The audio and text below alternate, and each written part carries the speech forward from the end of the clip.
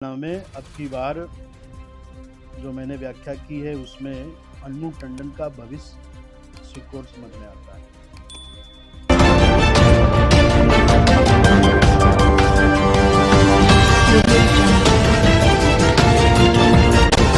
ज्योतिषाचार्य प्रशांत प्रभुजी महाराज द्वारा बयान। महामंडलेश्वर साक्षी महाराज के योग नक्षत्र न अच्छे होने के कारण उनको हार का सामना करना पड़ सकता है, तो वहीं पूर्व सांसद प्रत्याशी की हार का बताया योग। बाबा के 108 आश्रम, फिर भी उनकी भविष्यवाणी।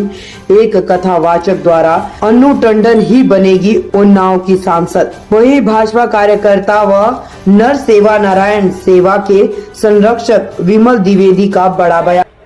एक वीडियो वायरल हुआ है और हमने उसमें जाके तय किया।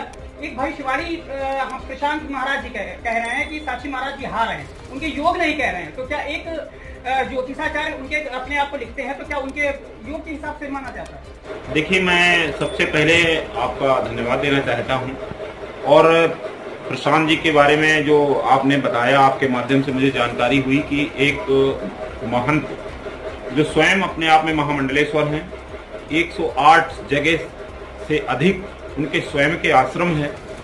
कई प्रदेशों में ही नहीं बल्कि विदेशों में भी स्वयं वो हिंदू, प्रखर हिंदूवादी नेता के रूप में और एक सनातन प्रचारक के रूप में स्वयं साक्षी महाराज जी जाने जाते हैं। उनके बारे में कोई भविष्यवाणी करे, इससे मूर्खतापूर्ण बात नहीं हो सकती है। उनका कहना है कि हम विदेशों तक भविष्यवाणी करते हैं और लोकसभा चुनाव में ये 400 पार तो नहीं, बिल्कुल नहीं होगी और जमानत भी जब्त हो सकती है। मैं तो उनसे ये कहना चाहता हूँ, उनकी कौन सी भविष्यवाणी सही हुई है। और हमारे तमाम ऐसे विद्वान आचार्यों द्वारा, तमाम ऐसे विद्वान ज्योतिषाचार्यों द्वारा ये भविष्यवाणी की जा चुकी है कि आने वाला समय सनातनियों का है, सनातन धर्म को मानने वाले लोगों का है, राष्ट्र प्रेमियों का है। और मोदी जी से बड़ा कोई राष्ट्र प्रेमी और सनातन प्रचारक नहीं है। और रही बात साक्षी महाराज जी की, तो मैं साक्षी महाराज जी के बारे में सिर्फ 2 ही शब्द कहना चाहता हूं कि एक तरफ मुलायम सिंह जी की सरकार थी, जिन्होंने प्रभु श्री राम के भक्तों पर, कारसेवकों पर गोलियां चलवाई और उनके खून से पवित्र सरयू नदी के जल को रक्त रंजित किया। एक तरफ स्वयं साक्षी महाराज, जिसके साक्षी थे कारसेवकों के साथ, उन्होंने उन कारसेवकों को, जिनके कोठारी बंधु जैसे तमाम युवक भी थे, जिनकी लाशों को उठाकर उन्होंने अस्पताल तक पहुंचाने का और अस्पतालों तक घायलों को ले जाने का और राम मंदिर के लिए प्रमुखता से संघर्ष करने वाले व्यक्ति हैं। और सनातन के धर्म प्रचार के लिए लगातार वो देश विदेश तक जाते रहते हैं।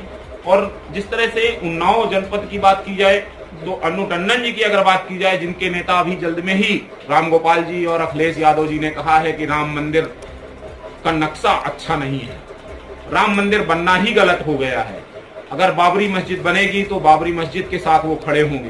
तो ऐसे लोगों को देखिए, राष्ट्र की बात और धर्म की बात की जाए तो मैं किसी युवा, आज की जो युवा पीढ़ी है और हमारे जो बुजुर्ग हैं, वो ये पूरी तरह से जान चुके हैं कि कोई भी सनातन विरोधी, राम विरोधी और राष्ट्र विरोधी अब ताकतें पनप नहीं पाएंगी। उनकी समाजवादी पार्टी का एक अखिलेश यादव का जनसभा हुई, वहाँ पे टीकरगढ़ी एक गांव है। हाँ। वहाँ साक्षी महाराज ने उसको गोद दिया था, लेकिन उसकी दयनीय स्थिति रही। उस बारे में बड़े कमेंट और बड़े वीडियो सोशल मीडिया पे कहने के लिए कोई भी कुछ कहे। टीकरगढ़ी में भी लगभग महीने में 2 से 3 बार, कई ऐसे मेरे भी शुभचिंतक हैं, कई बार ऐसे मेरे भी कार्यक्रम लगाए गए हैं।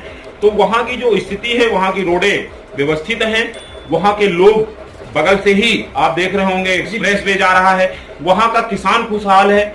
और अगर उन्नाव जनपद की पूरी बात की जाए, आज की ये जो, अगर देखा जाए, जिनका नेताओं का कोई महत्व नहीं है, वो लोग बात करते हैं विकास नहीं हुआ है, तो उनकी आंखें मुझे लग रहा देख नहीं पा रही हैं, वो या तो ऐसा कोई चश्मा लगाए हुए हैं। तो उन्नाव का जितना बड़ा विकास हुआ है वो कानपुर और लखनऊ में भी नहीं हुआ है। उन्नाव का किसान जिस तरह से 4-4 एक्सप्रेस वे लखनऊ से उन्नाव, कानपुर मात्र 35 से 40 मिनट में पहुंचने की सुविधा चल रही है, काम चल रहे हैं। मोहान रोड का जो कार्य कई वर्षों से, सपा का शासन काल से लेकर आज तक रोड कभी पास नहीं हुई, वो रोड पास हो चुकी है। मोहान रोड से लगातार, अभी हम लोग जल्द ही गए थे, प्लांट का मैंने खुद सर्वे किया है, मशीनें लग चुकी हैं। आज सूचना जारी हो गई, जब सूचना चुनाव के तत्काल बाद रोड बनना शुरू हो जाएगी। आप देखते होंगे यहाँ से मैंने खुद एक बार मैं कार्यक्रम में जा रहा था और सोनिया गांधी जी की सफारी पीछे लगी थी, तो सोनिया गांधी जी रायबरेली जा रही थी, वो भी उनका लोकसभा क्षेत्र था रायबरेली, तब उन्होंने ये उन्नाव से रायबरेली मार्ग की स्थिति नहीं देखी थी।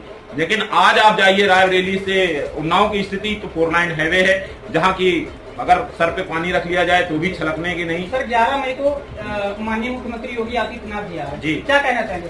देखिए, जिस तरह से योगी जी का डंका पूरे देश में बज रहा है और हम सबके गौरव हैं, और योगी जी ने जो काम किया है, मैं तो सीधे सीधे 2 टूक बात करता हूं कि एक तरफ आतंकियों और माफियाओं के कब्र पर फूल और आंसू बहाने वाले लोग हैं, और एक तरफ योगी जी हैं जिन्होंने आतंकियों को कब्र में सुलाने और माफियाओं को कब्र में सुलाने का काम किया है।